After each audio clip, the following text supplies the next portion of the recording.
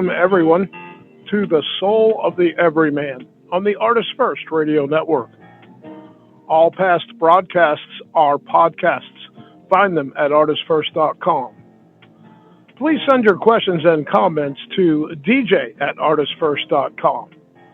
And now, ladies and gentlemen, here they are, the always fascinating Michael and Margaret Lyons. Thank you. Thank you, Scott. I'm not sure if we're always fascinating. We're something. We're here. We are here. We're here, and I think we're tired tonight. I think it's the allergies. I know for me it's the allergies. Mm-hmm.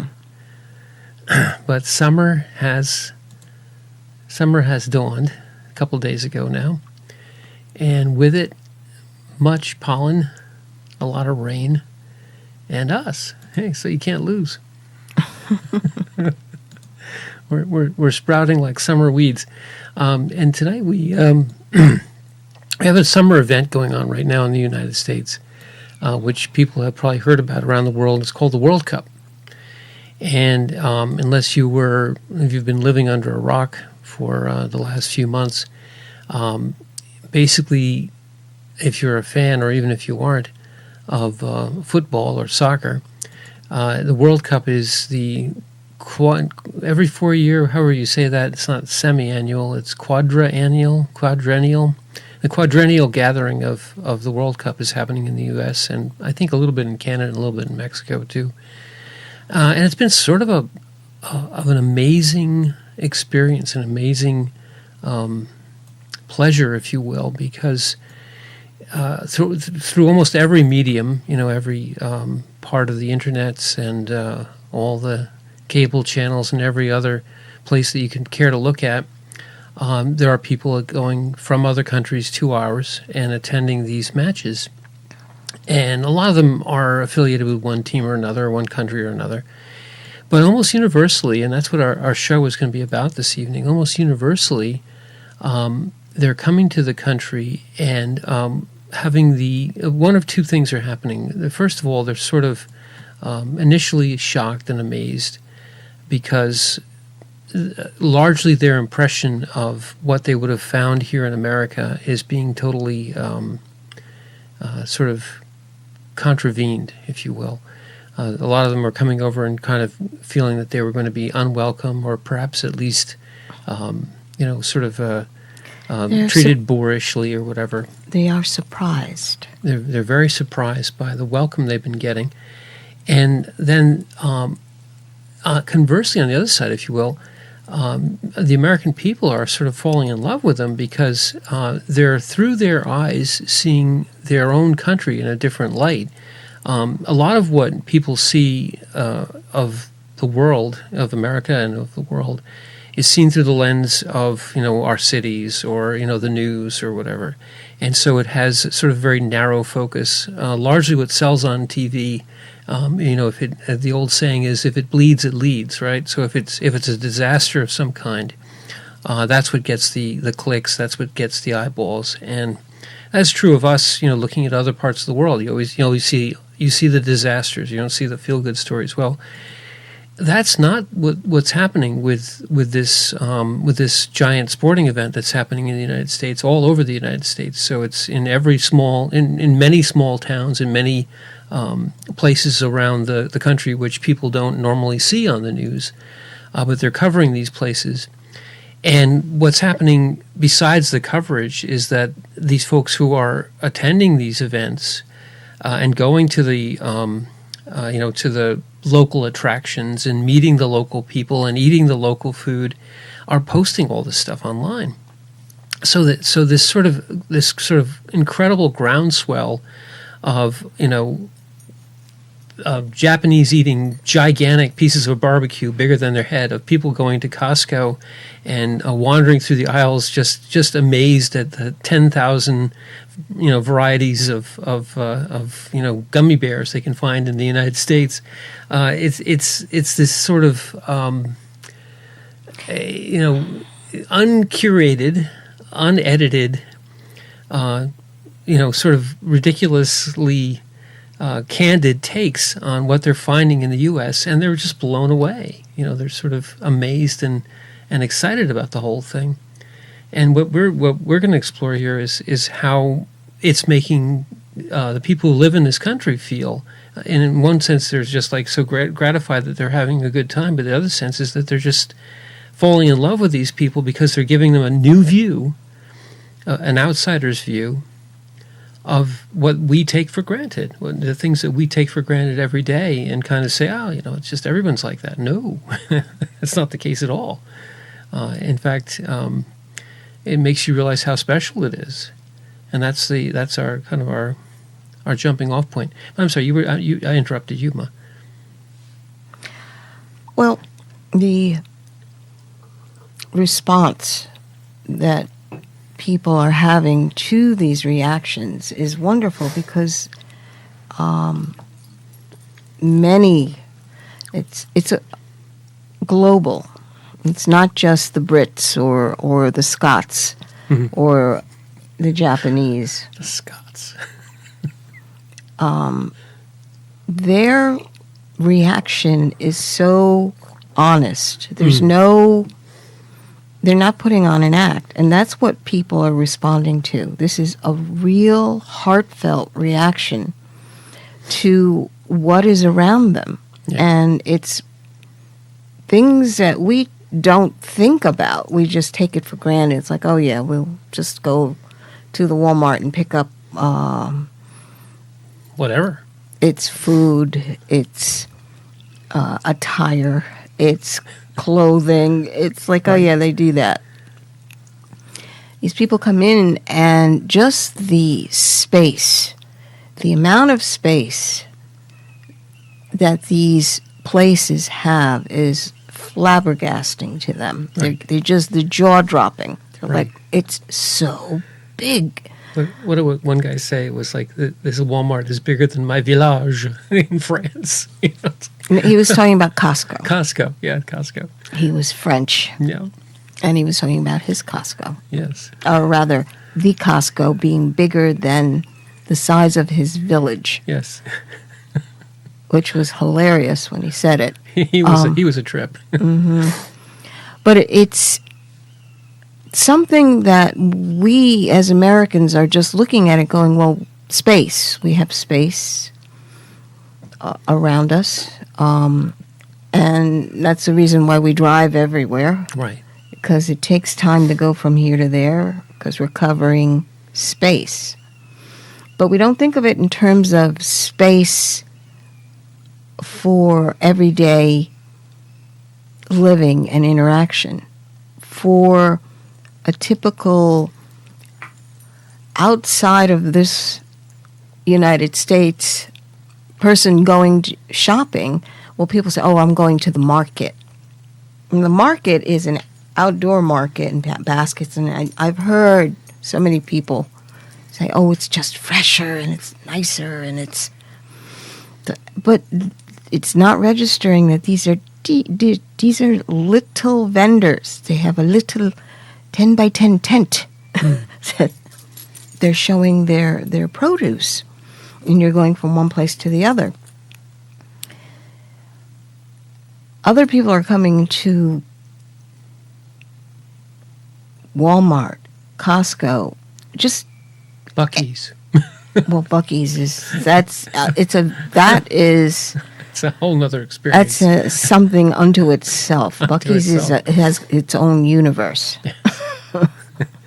Well, the other thing is they're being astounded by things like free refills, refills at restaurants and so on. The amazing thing is that the mindset. If you understand the mindset, if you're buying something, it's always in a quantity, small quantity. Everything is packed in these little things that you're going to be using maybe for the day. And it made sense to me because someone else was telling me, well, we only buy our stuff what we need for the day, which means they're tiny portions. Americans have giant refrigerators and freezers that we just stock up on everything and fill it. But that's not the case in other places. You Literally. It's just the idea that you have a refrigerator that you can store stuff in there, whatever you want. So they're all amazed. They're all sort of, and it's the unfiltered reaction. Because you can say, oh, well, it's better to do, as you mentioned, better to go to the market every day, or better. But that's not what Americans are seeing, and that's not what we're hearing here. And so the quote that came to mind in sort of this, in seeing this amazing reaction and seeing how much in love, for argument's sake, the Tartan Army, how much love they're engendering in their takeover of Boston. The fact that they drank Boston dry. Boston is not a town that is typically running out of beer, and the Tartan Army drank it dry, and did so with such lovely politeness and appreciation that not only did Bostonians, who are notoriously, sort of clannish and not all that welcoming of people, not only did they, they're in essence begging them to come back. They loved them. They fell in love with them. They didn't want them to go. Didn't want them to go. The Tartan Army didn't want to go. Although now they're currently taking over Miami, and Miami is falling in love with them. So they're going to have two homes. They're going to have Southern Scotland and Northern Scotland, although formerly known as Massachusetts or rather Boston and Miami. But this amazing goodwill, which is also being engendered across these, through these games and through these cultures, because of the new eyes. So the Tartan Army and the Norwegians, who are rowing everything that they can find to row, they're rowing stadiums across, they're pretending to row the stadiums across to Norway. They're pretending to row Times Square, wherever they want to row Times Square. This is their chant. Or the Dutch, who are, also following their team. All these various countries and all these various followings are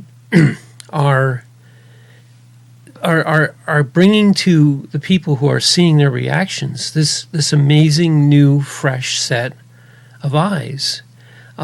So what we take for granted, you just mentioned Walmart or Buc-ee's or barbecue or amazing amounts of selections or just air conditioning everywhere or the size of our stores or all the things that we kind of take for granted. They're coming over here and seeing them afresh. It's like seeing the whole world through a child's eyes again. Mm-hmm. And you lose, through familiarity. The old saying is, familiarity breeds contempt, or familiarity just breeds blindness. You no longer see the world as something fresh and new. And, in becoming familiar, I'm sorry. Yeah, it is not fresh and new anymore. You've become accustomed to it, and then you've classified it as, oh, that's just, I'm familiar with that. It's like, but there's no appreciation for what that just is doing in your life. Right. You not only do you take it for granted, but you discount it, and then something small goes wrong, and you say, "Oh, this is terrible." And you complain bitterly about the fact that the Buc-ee's didn't have 17 varieties of corn chips or whatever. And you only had 15 the one year. So your familiarity blinds you to the abundance, blinds you to the amazing wonder. And you live in this sort of bubble of it's I want it to be different, I want it to be perfect, I want it to be this, I want it to be that. I know how this is supposed to be. Even the I know, which is the worst of them all. Right, because if it doesn't come up to what I know, then it's got to be wrong. It's got to be wrong. It's a very egoic thing, too. And then this amazing thing happens, which we're really in the midst of still. We're just really at the beginning of this, and it's going to go for another half a month or 3 or 4 weeks more yet. This amazing thing happens where a whole new set of, in essence, children or innocents, people who just aren't familiar with what we are and have in this country, comes onto the scene. And then you say, well, how can you? It's not just one or two reactions. Oh, that could be marketing, it could be faked. No, this is hundreds, thousands The "No Scotland, No Party" chant is everywhere. You see it on every YouTube video. You see, these people who came over and say, "I wanted to come over here and hate Americans. Everybody hates Americans. I cannot do it. I wish to be an American." So they're people who weren't necessarily coming over here to try and sing our praises or even to do anything but maybe attend a World Cup game or something. And maybe have a couple of dinners out, and almost reluctantly, they've been won over, and then almost helplessly unable to stop themselves from remarking and exclaiming and making literally video after video after video. So this isn't to blow the horn of America or any place. The point is that in becoming familiar with your life, with the abundance, with the wonderfulness that is you, that is everyday existence in your life, you discount it all. So it's always going to be that way. This is the normal. And when we were going through our trial with Christopher, it was the same thing. You go through the looking glass, and suddenly you look back and you say, we had paradise. And we totally took it for granted. We had health. Mean before right. he was sick. Before he was sick, we had paradise. We were ignorant. We were exactly ignorant, and also taking for granted all of our lives that had happened up to that point. Of course, everybody has. Everyone gets to go to school. Everyone gets to. Live their life on a daily basis. Everyone can be free to do whatever they wish to do. Sicknesses are just momentary inconveniences, and you move on with life. When that all comes to an end, you realize in that moment what you always took for granted, and you look back on that as being sort of an amazing paradise which you had become blind to. So the converse of that is that you don't have to have the loss necessarily, but you're still blind, even in your everyday life, to how good you have it, how amazing this moment of now is, and here you are bitterly complaining about it, and feeling perfectly justified about being bitterly complaining because it's not exactly perfect the way I want it to be. And some random stranger walks into the room and looks you in the eye with wonder and amazement and says, I found this amazing cookie or this amazing food, and it's the best thing I've ever had in my life, and I can't believe that you guys have this every day. And they go on, and all of a sudden you realize, I have all this, and I didn't even realize it. I have all this. How rich you actually are. How rich we actually are. How blessed. How much grace is flowing through you at this very moment. And rather than acknowledge it and be thankful for it, and realize that it is not something which you can not only take for granted, but something that is not something that is the norm. It is quite the exceptional thing. But you take it for granted. You take it as though you deserve it, as though it's owed to you. If you are accustomed to that kind of abundance, then you do get an attitude. An attitude, yes. When things are not in your hand the way you expect them to be in your hand. Or you're complaining because, it's too hot, too cold. Not enough. Oh, it's not my favorite flavor, but I'll just take this one. Right. It's fascinating that we've been trained to complain. Yeah. Yes. Almost as a default position.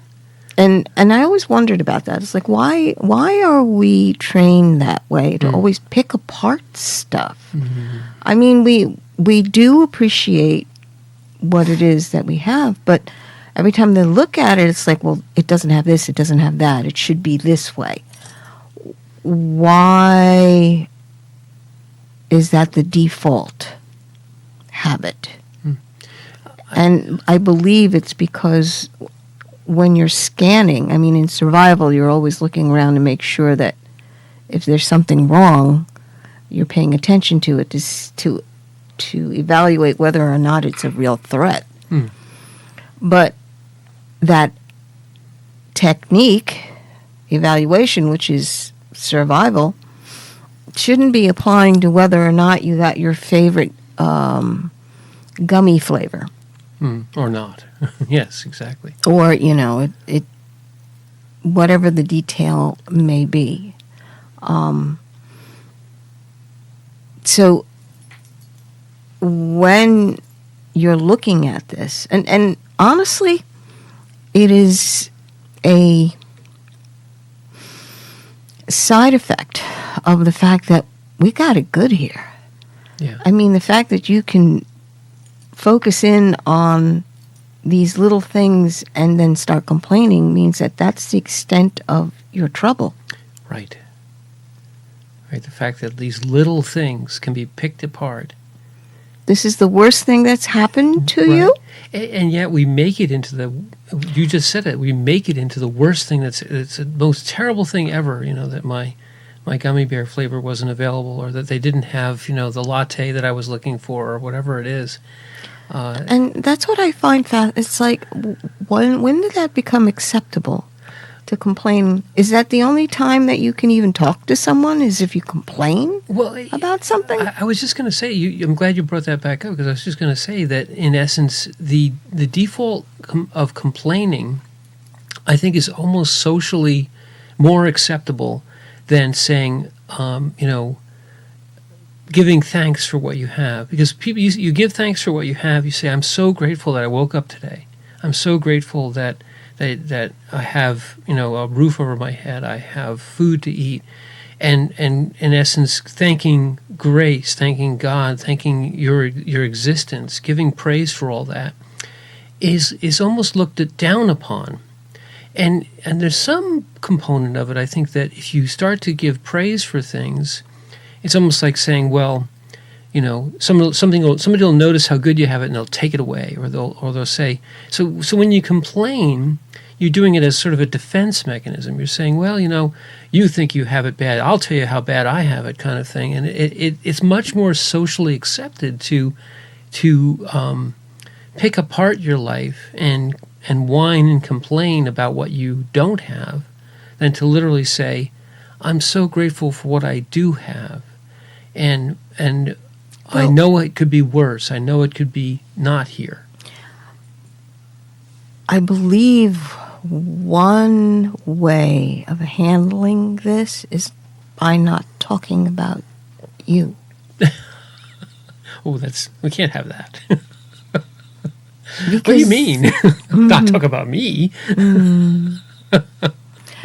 Because terrible. the minute you start talking about you, then people want to do comparisons. So you're doing what I'm doing. It's like, no, that's not even necessary. Why can't we have conversation that doesn't center around me? Well, I mean, that's yes, exactly. But that's of course the ego. You know what we're not doing? I'll tell you, we're not doing, and it's almost a half an hour in. Is we haven't even brought in our guest, or rather our quote. So this was, if you don't mind, this was a quote by Marcel Proust, or Proust. How do you say that in French? Proust. Marcel Proust. I have no idea how to say it in French.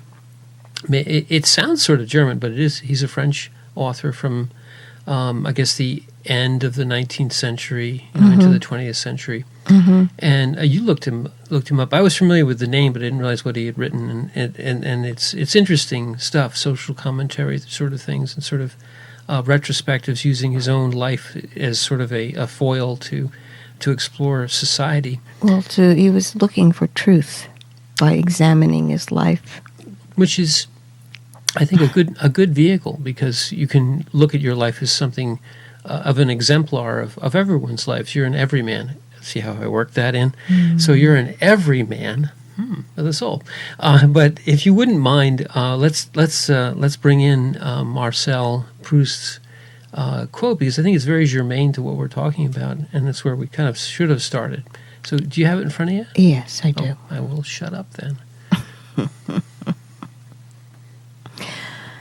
The only true voyage of discovery, the only fountain of eternal youth, would be not to visit strange lands, but to possess other eyes, to behold the universe through the eyes of another, of 100 others, to behold the 100 universes that each of them beholds, that each of them is.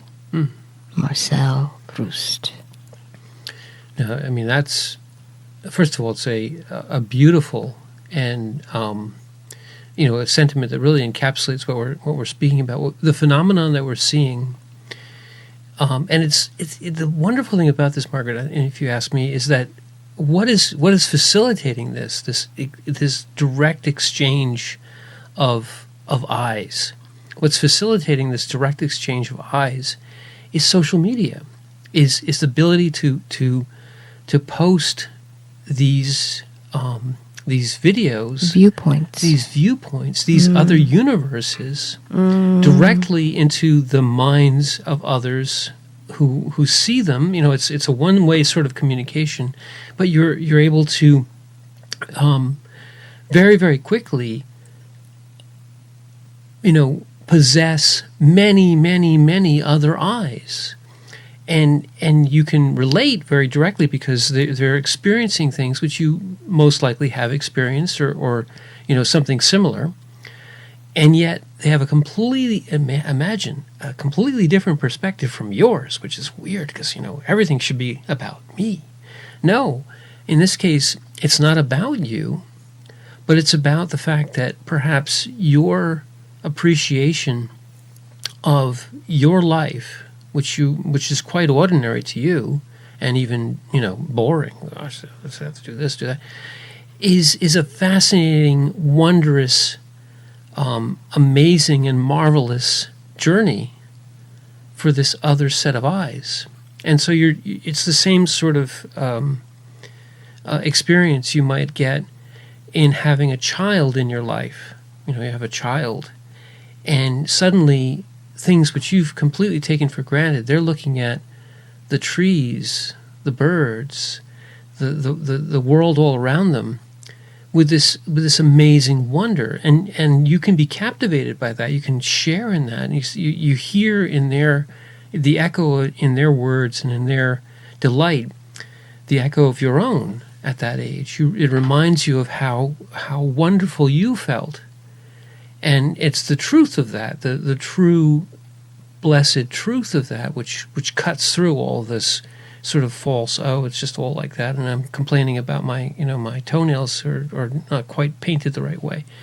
So this cuts through. The social media brings all of these hundreds of other eyes and these hundreds of other universes, thousands really, right onto your phone that you're holding in your hand, and you're just to your screen, right to your screen, and it just enlivens you. It brings this upwelling of joy because they're doing the things which you've done 100 times, and they're marveling in them, and they seem to be living them at this tremendous outsized joy. It's the response. The response. It's a heartfelt response, which is what draws us into anybody's feed, is that it's a heartfelt reaction. The heart true. To whatever is unfolding, whatever it may be. And this in particular, these different viewpoints of something that we just look at it, go, well, that's just a gas station. Just a gas station. It's just air conditioning. Or it's just air conditioning. Right. Or it's just a Ram truck. Right. Or it's just another baseball game. It's just another game. Right.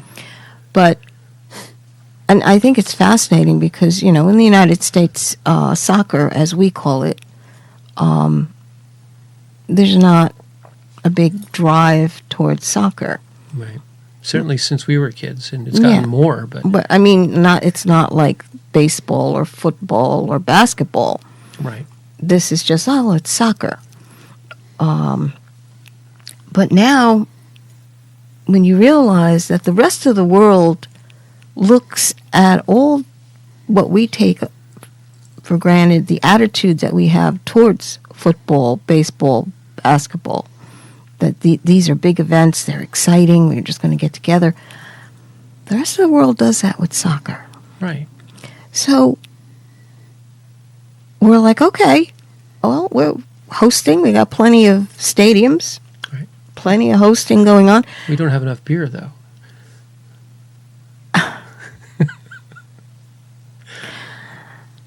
It's amazing that the differences, and it's not just the beer. All right, it has a lot to do with them coming over. First of all, they came over for the game. Mm. They have been told by their media that you better watch out over there. The guns are everywhere. There's aggression everywhere. Be careful where you are. Right. They've come in and they're like, this is amazing. I mean, the Norwegians rowing in Times Square was hilarious. Hilarious. But the joy of it. But they're experiencing it, and they're extending that out to anybody who wants to join them. Right. It's a simple kind of sharing. This is what we do. You can come play with us if you'd like. And then you've got thousands of people doing the rowing thing in Times Square. Well, and I want to jump off on that a little bit, if you don't mind.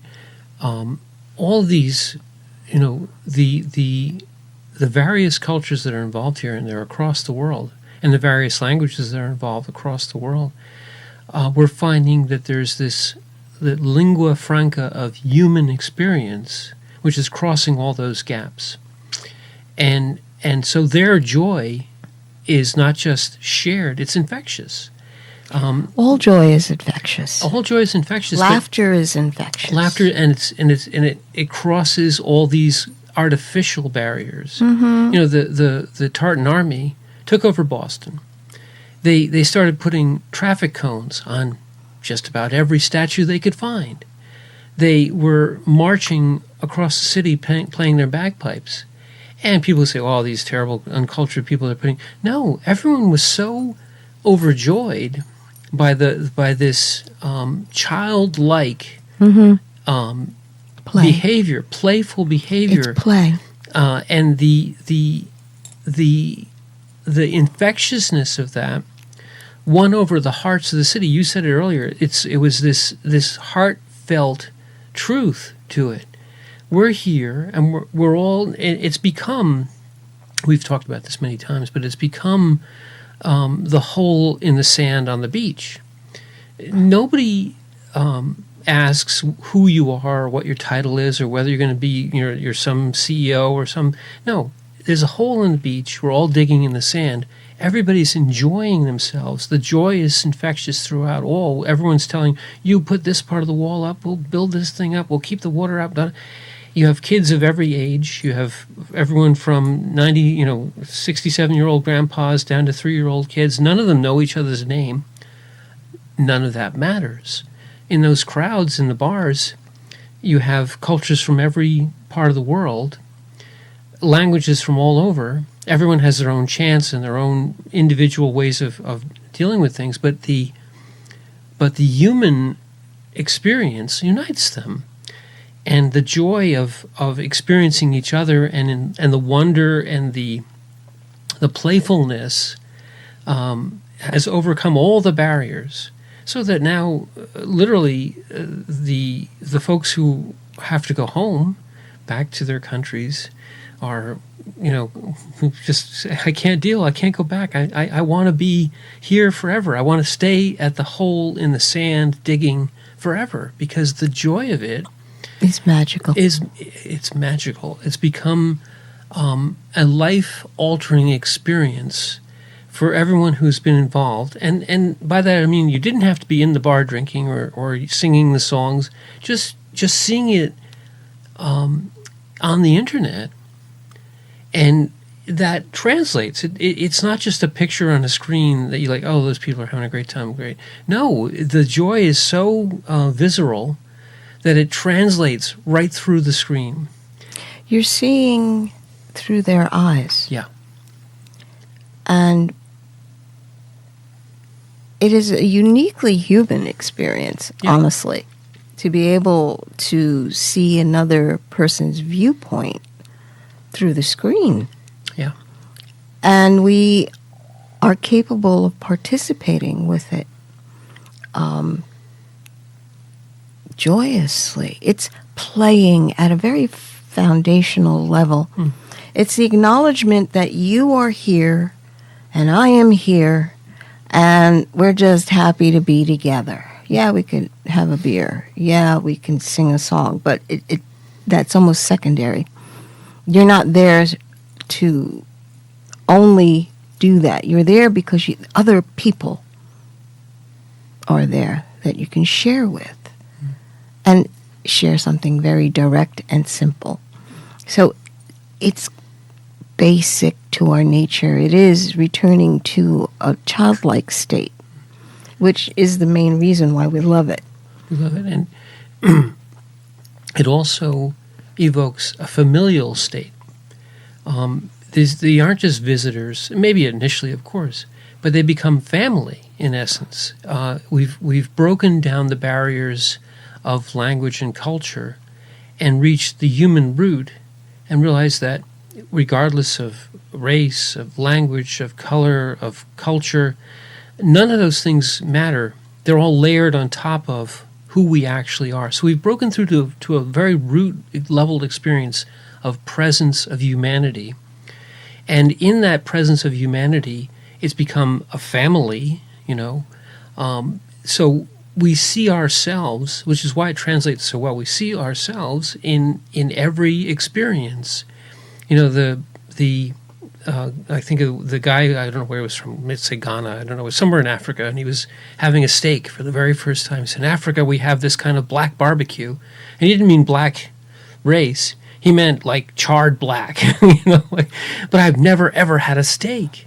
And so his joy of having a steak in, whatever it was, Longhorn Steakhouse or something, was so visceral and so translatable that everyone who watched this, and hundreds of thousands of people, were transported into his childlike joy and human experience, and then wanting to share it immediately. And the fact is that he can't get this.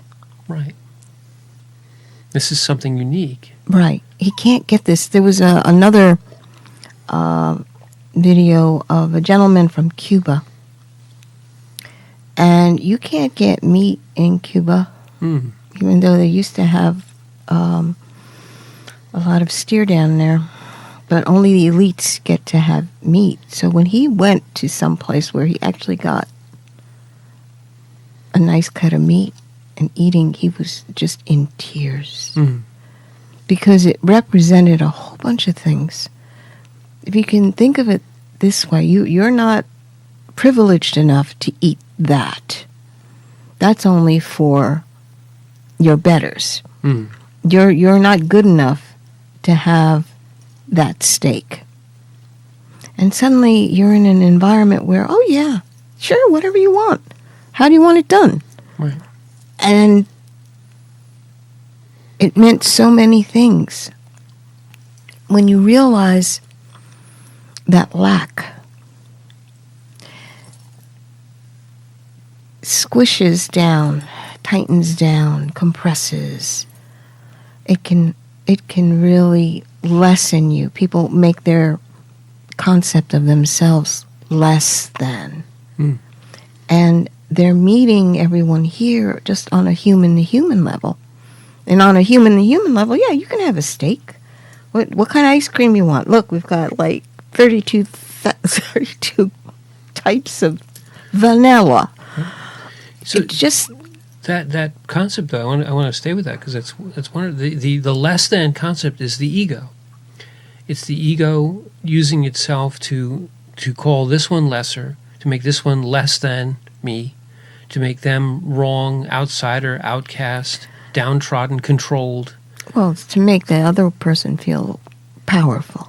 Right. Well, the ego wants to build itself up and to push all others down in doing so. Right. And so this experience of that being proved false, not only just proved false, but that you're accepted as a human being and a brother, a sister. You're greeted as a human being. Right. And as an equal, a unique individual, someone who, has all the rights and responsibilities and joys and sorrows that all of us have, that your individual uniqueness doesn't make you more special than someone, but it makes you as special as everyone else. And that in doing that simple act, what do you want to eat? How would you like it cooked? Here it is, enjoy it, and off you go. To us, we take that completely for granted. And all of us, unfortunately, do. And then we say, oh, my steak's not perfect. The point is that the ego, even there, wants to try and take even the smallest thing and try to build itself up. Oh, they never cooked my steak right here. I'm the ego. But if you're truly in a suffering, and that suffering is somehow relieved, the joy of that translates through the heart to the other. And you hear the echo back of course you're a brother, of course you're a sister, of course you're a human being, a presence, and we welcome you. Oh, it goes beyond. It's breaking the jail of this egoic prison, but it goes beyond into recognition, acceptance, fellowship. Well, the initial contact is warm, patient, caring. And what that communicates is that you matter. You matter. In this moment, you matter. And a lot of people are standing there going, wait, this is good. Yeah. They don't have to prove anything to matter. Right, or be someone to matter. To put a facade up. Right. Have enough money to matter. Right. All or that. Power. No, you're here, and because you're here, you matter. So, how are you? That was the interesting part, I thought, was it's like everybody smiles at you and says, hi. That was the French guy, he was so droll. He was so funny. Well, not just him. Yes, it's not just him. Everybody is so nice. Everybody says hi. I just walked around the block and everyone smiled at me. Right. He was like, it's very suspicious. Well, that's the French guy He talking. was trying to be funny. But the basic acknowledgement of your presence and the warmth to which it is greeted, basically saying, in so many words, you are me, and I accept you. I have some fellowship, some love for you as another human being, and sure, here's all the things that you can have. And they're like, you mean the chips and the salsa? I didn't even order them. Oh, they come with the table. You mean they're free? Yeah, well, everyone gets them.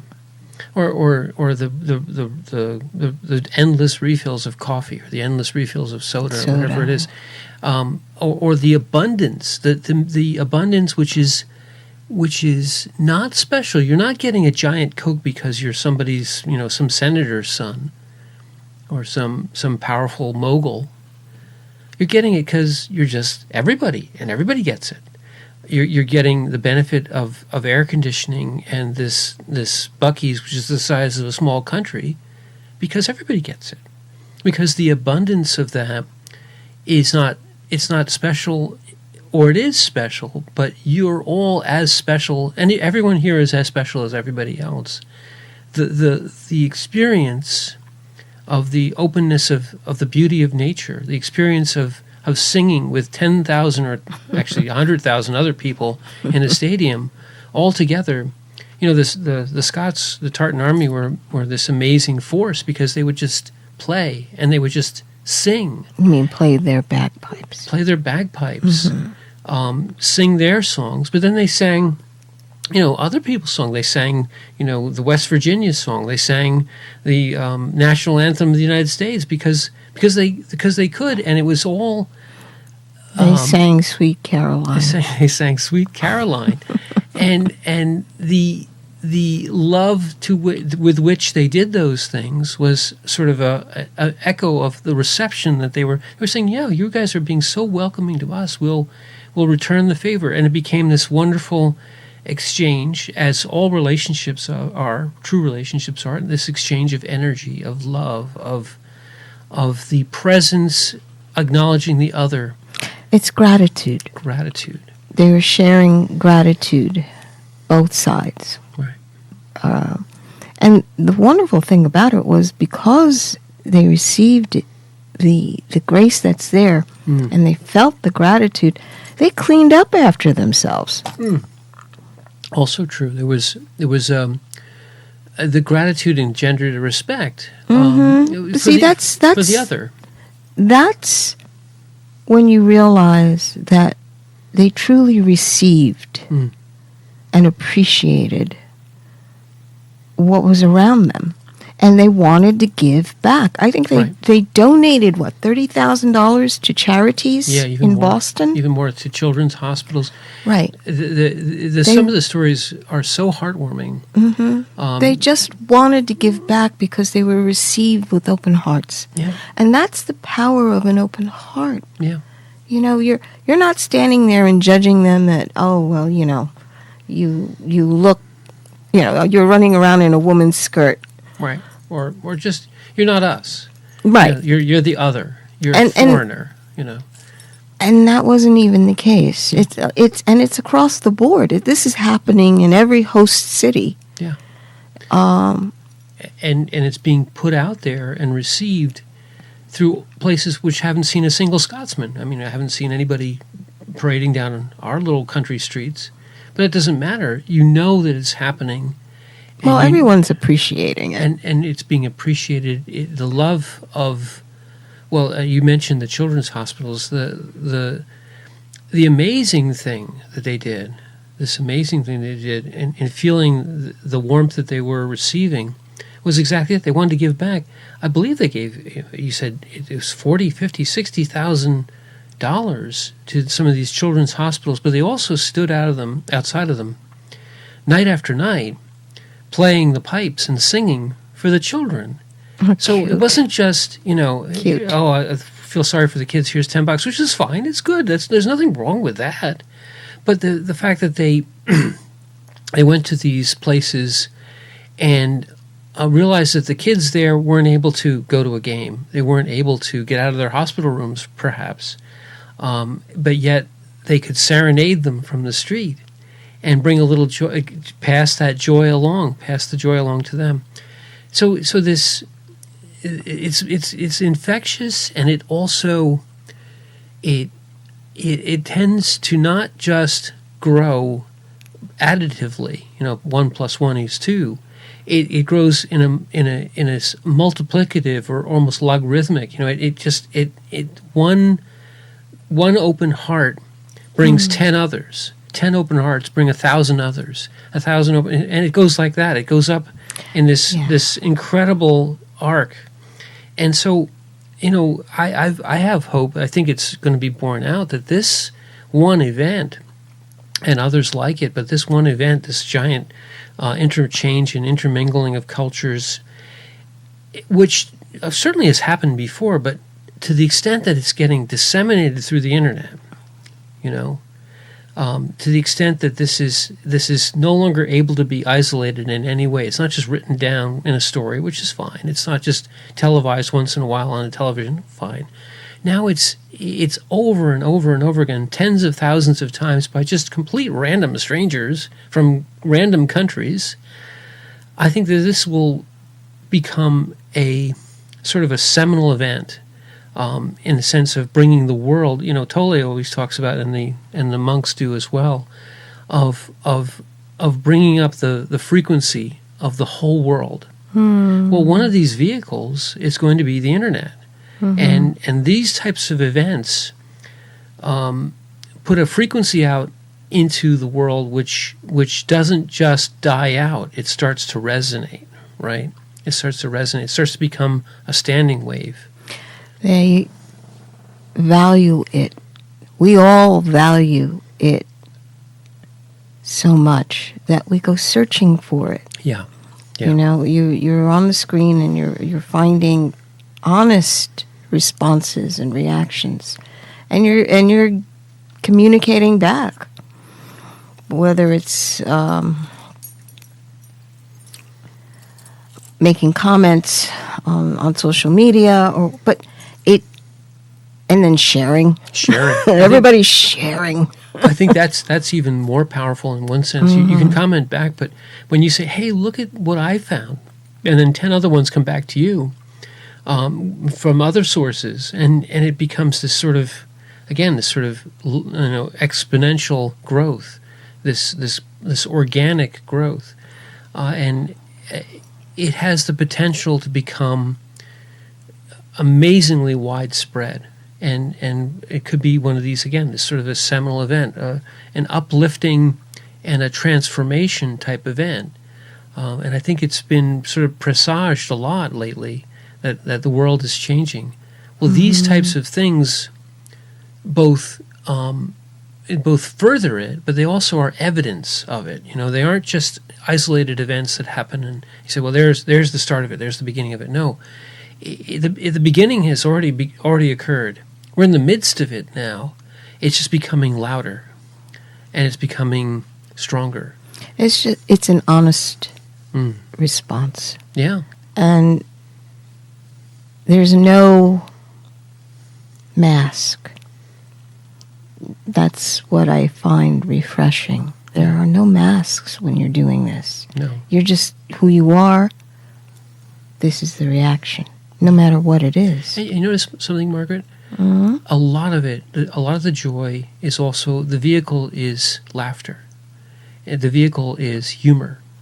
The vehicle is not taking yourself all that seriously and realizing that the joy of the other is what you're looking for, not the agreement, not the submission, not the charge. I'm in charge of you, you're in charge of me. No. It's not third chakra stuff. It's all heart. It's all voice. It's much higher frequency. The joy of hearing the other, of singing with the other, the joy of sharing the thoughts and ideas and heartfelt, this heartfelt connection with the other is where this is coming from. It's not telling them what to do, or finding them to be, power over, power under, which is all that lower frequency stuff.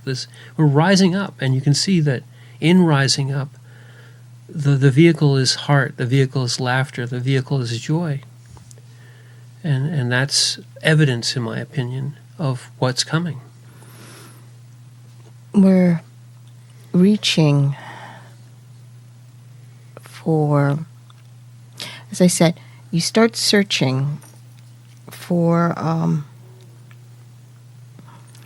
more videos where people's reactions are right there, and you're just looking for the honest reaction. You're not looking for someone who's doing commentary on the reaction. It's right. like it's okay, but you want that moment, not someone talking about that moment. Right. You want it direct. Yes. And it's very much, there is I wish I could remember the passage, but in the Bible it talks about concentrating on what is good and true and pure and joyful.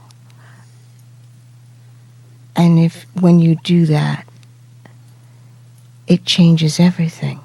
And you see that happening when people are concentrating on what is good. First time tasting barbecue. That's good. Barbecue ribs. Just this smile, because it was a really good barbecue, you just smile. Right. It's like, And it takes the words away, but the joy is there. The joy is there. Yeah. And then you're sharing it with somebody else, and you know what they're feeling in that moment. Right. You're like, okay, this is all good stuff. And you're just smiling. It's like, yeah, it's all good. We're in the good. We're in the good. It goes back to, to Proust again, to Marcel Proust. You're beholding that universe through the eyes of another, of 100 others, and realizing that the universe that they're beholding is good, and yours is too. And the wonder and the joy and the laughter and this amazing fellowship of humanity, this amazing soul spirit connection, transforms the whole interaction. It's you, as I said, they immediately become family. Right. And it's brotherhood of man, in essence. Well, you're sharing. Yeah. In that moment, and it's a simple, direct sharing. But it's also understanding, like in the quote itself, you're beholding not just 100 others, but you're beholding 100 universes. Yeah. That each of them beholds. And you think about that. Because this means that there's 100 different viewpoints that are out there. And we all know with social media, you can get a whole range of responses. But to become aware of what that does to you, if you keep focusing on the negative ones, there's no joy in your heart. No. But if you begin to focus on the true ones, the ones that you can relate to, simple joys, then your life is good. You can choose. Again, we go back to that. You can choose what it is that you're letting into your eyes. Yeah. And it is, Proust says it's the fountain of eternal youth. And it's not youth of the body, but it's the eternal moments of spirit, which don't have any youth or any age. They become ageless. They become timeless. Ageless. And this is the sort of thing that once you have experienced it, you don't want to let it go. It's like Tolle's revelation. You break through. You find this incredible well of joy, and you don't want to go back. You want to stay there. And I think, again, this is evidence of a tremendous transformation, which we are in the midst of right now. And I don't know if it can be stopped or slowed at this point. I hope not, in fact. Well, the transformation is so good that, frankly, we don't want to let that go. No. One thing we do have to let go. Yes. We have reached the end of our hour. However much joy we have. So I'm Margaret. And I'm Michael. And thank you for listening.